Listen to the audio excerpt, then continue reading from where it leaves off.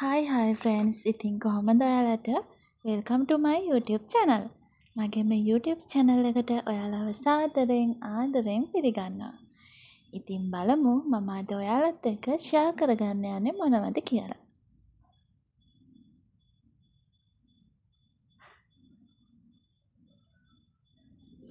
ඉතින් අද මම හදන්න යන්නේ කිරිකොස් කරි එකක්. අපි බලමු මගේ රෙසිපි එකට අනුව මේක හැදෙන්නේ කොහොමද කියලා. හරි. අපි යමු වීඩියෝ එකට.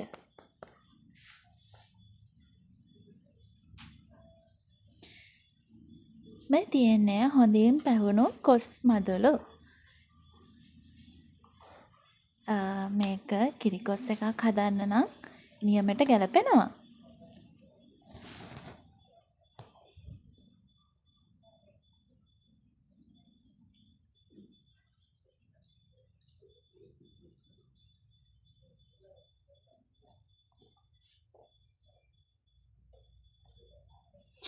අපි මේ කොස් මදුළු ටික හොඳින් සුද්ධ කරගෙන පිරිසිදු කරගෙන තියෙන්නේ. අපි දැන් මේ මදුළු ටික කීප වතාවක් හොඳින් සෝදලා අරගමු.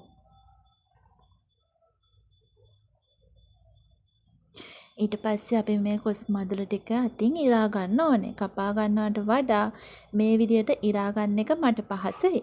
ඒ නිසා මම මේ විදියට ඉරලා කොස් මදුළු ටික ලෑස්ති කරගන්නවා.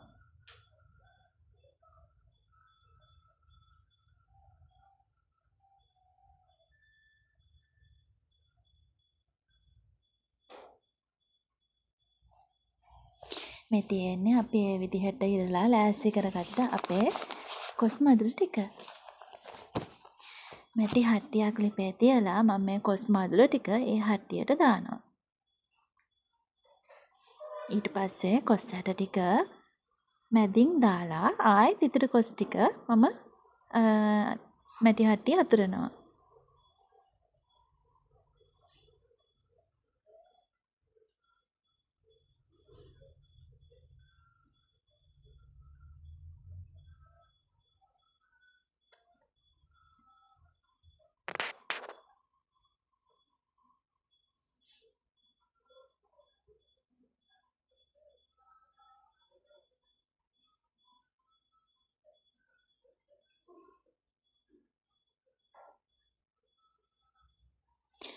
අපි ඉස්සෙල්ලාම මේ ටික මිරිසට ලිප තියන්න ඕන. ඒ නිසා මම මිරිස් කුඩු තේ හැන්දක් එකතු කරනවා. කහ කුඩු ටිකකුත් එකතු කරනවා. ඊට පස්සේ වතුර ස්වල්පයක් එකතු කරලා අපි මේක තැම්බෙන්න තියාගන්න ඕනේ.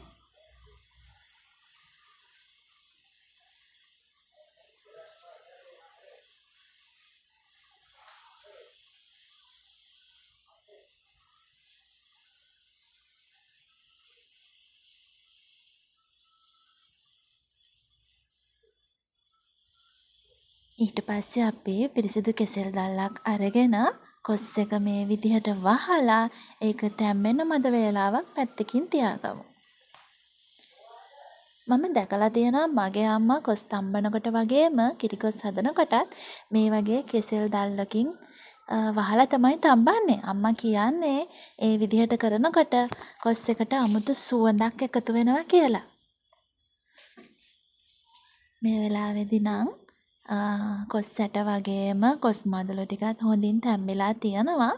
මම මේ විදිහට හැන්දෙන් ටිකක් පොඩි කරනවා. එතකොට අපිට කිරිකොස් එකට හොඳ උකු ගතියක් ගන්න පුළුවන්. මේ කොස්වල කාබෝහයිඩ්‍රේට්, මේදය, ප්‍රෝටීන් අඩංගු වෙනවා.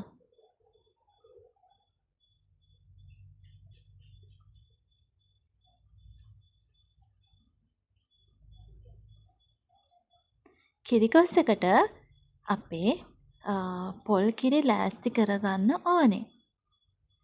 කිරි දාන තරමට කිරිකොස් එක රසට හදාගන්න පුළුවන්.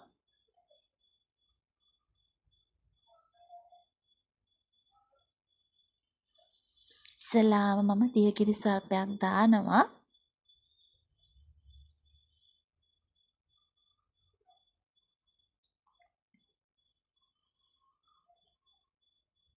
ඊට පස්සේ ටික වෙලාවකින් අපි මිටි කිරි ටිකකුත් එකතු කරනවා.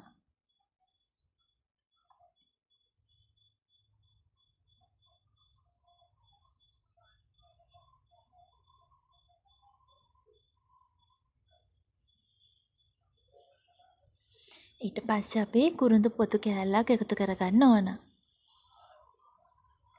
රම්පෙත් එකතු කරගන්න ඕනේ.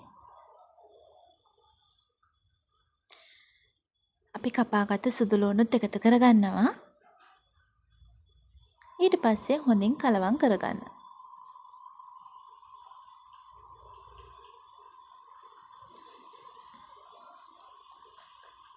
මම ආයෙත් හැන්දෙන් ටිකක් අපේ කොස් මදුළු ටික පොඩි කරගන්නවා. කිරිත් එක්කලා ඒ විදිහට කොස් මදුළු පොඩි වුණාම ඒකෙන් අපේ කරියකට ගොඩාක් රසයක් ලබා ගන්න පුළුවන්. කහ පාට ටිකක් මදි කියලා හිතුන නිසා මම තව කහකුරු ටිකක් එකතු කරගන්නවා.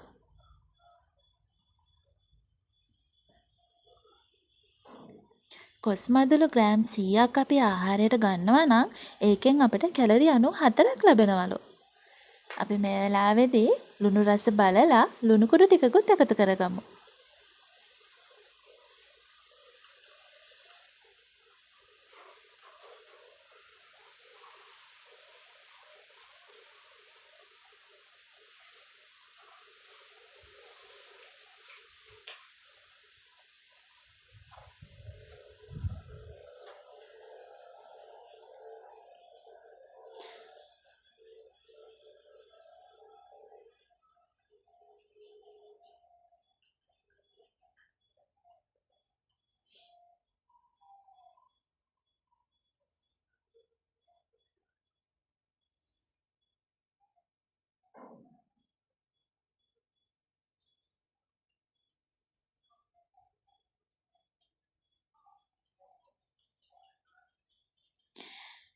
අපි මේ වෙලාවේදී අපේ කිරිකොස්සකට එකතු කරන්න තෙම්පරාදුවක් ලෑස්ති කරගන්න ඕනේ. මම මේකට පොල් තෙල් මේස හැඳි 2ක් පමණ දාලා තෙල් ටික රත් කරගෙන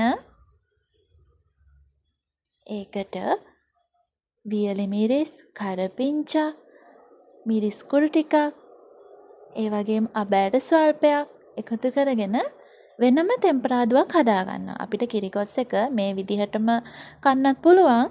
ඒත් අද මට මේ විදිහේ තෙම්පරාදුවක් එකතු කරගන්න ඕනි කියලා හිතෙනවා.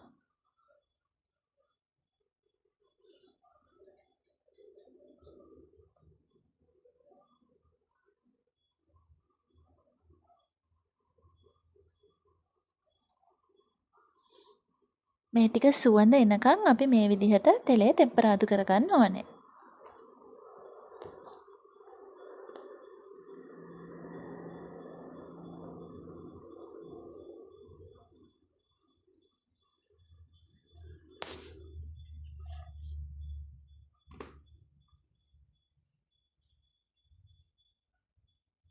මං අහලා තියෙනවා දියවැඩියාව වළක්ව ගන්නත් මේ කොස්වල ලොකු ඖෂධීය බලයක් තියෙනවා කියලා. ඒ වගේම කාන්තාවන් වෙන අපිට මේකෙන් ලැබෙන තවත් ප්‍රයෝජනයක් තියෙනවා. ලස්සන පැහැපත් පෙනුමක් ලබා ගන්න පුළුවන් කියලා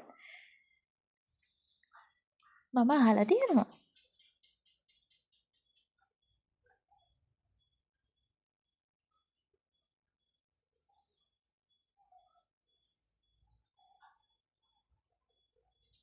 මේ වෙලාවේදී අපි හදාගත්ත තෙම්පරාදුව අපි කිරිකොස් එකට එකතු කරගන්න ඕනේ.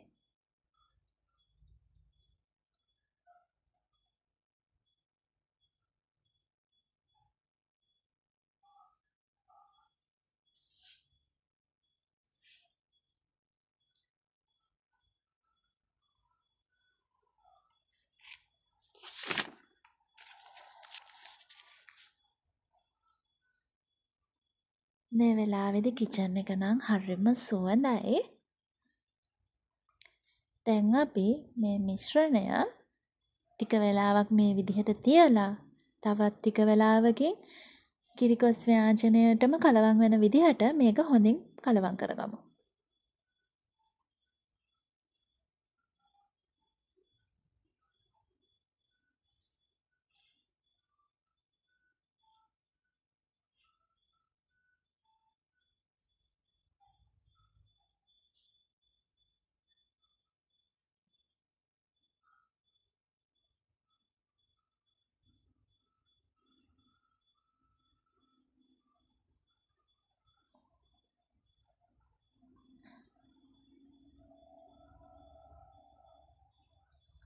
මේ තියෙන්නේ අපි හදාගත්ත අපේ කිරිකස් ව්‍යාංජනය.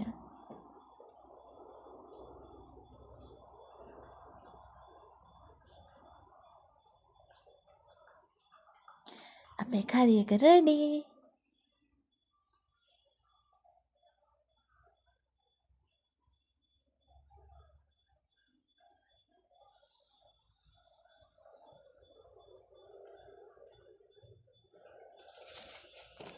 බයි බයි ෆ්‍රෙන්ඩ්ස්. ඉතින් ඔයාලට ගොඩාක් ස්තුතියි මගේ මේ වීඩියෝ එකත් එක්ක අන්තිම වෙනකන් බලන් හිටියට.